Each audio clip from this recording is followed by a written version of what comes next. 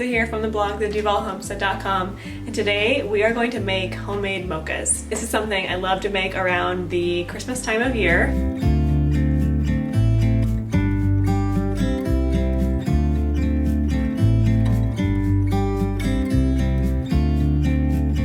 I always kind of start to crave something sweet around December, even though I'm not a big fan of sugary items. I do like to have a little bit of dessert every now and then.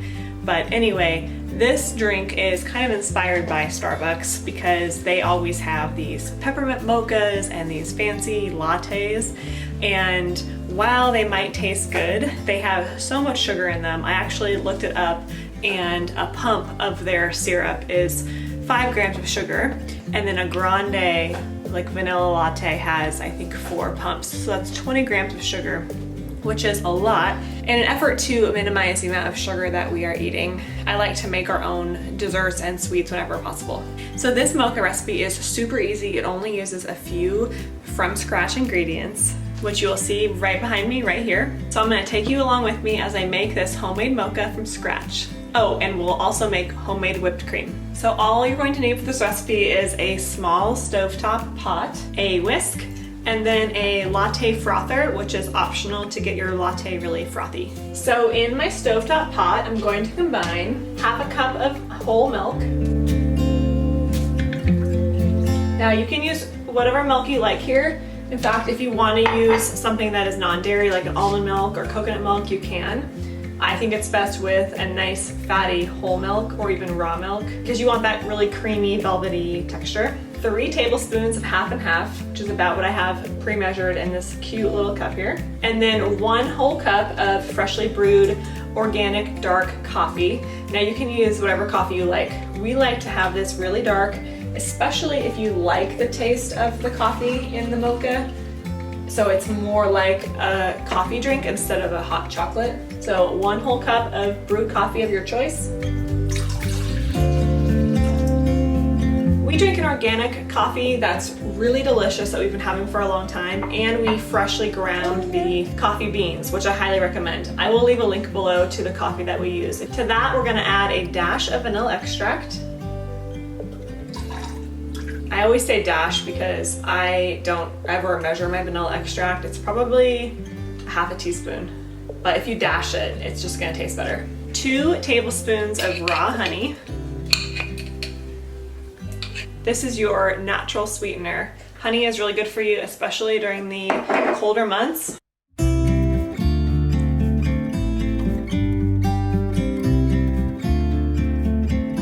So 2 tablespoons. And then 1 tablespoon of cocoa powder. Make sure you're using a nice cocoa powder here because you really want that nice chocolate flavor that's authentic and not artificial tasting. So I'm gonna move this out of the way here and then add all of this to my stove and turn this on. Now I'm gonna turn it on medium-high, but that's because I am gonna cook this really quickly. You just wanna make sure that you don't overcook it, especially with milk. As you probably know, if you boil it, it will start to get all messy and curdly, so make sure you just have it on medium heat and you watch it. You want this to be steaming but not boiling. I'm gonna use my whisk to combine the ingredients.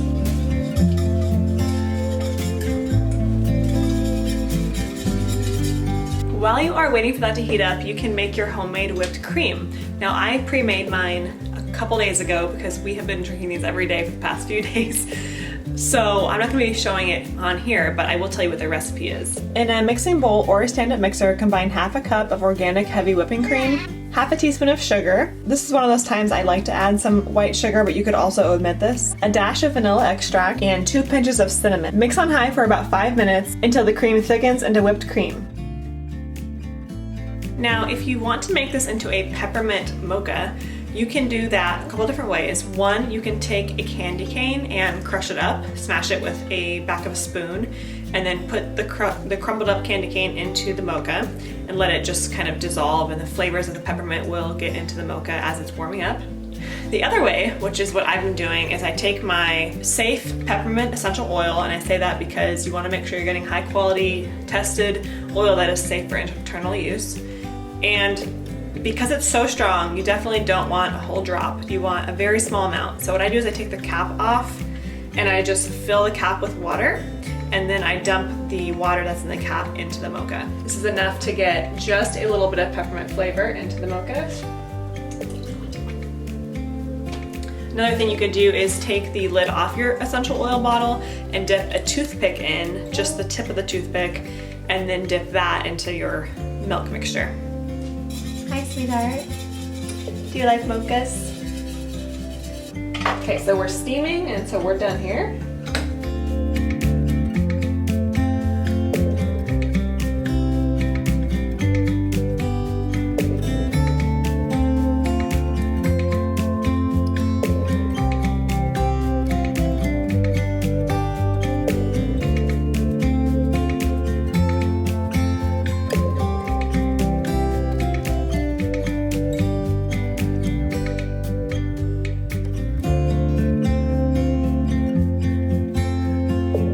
Thank you so much for joining me for making these homemade mochas. I hope you and your family enjoy this recipe all season long. If you're brand new to my page, make sure you subscribe on YouTube and like on Facebook.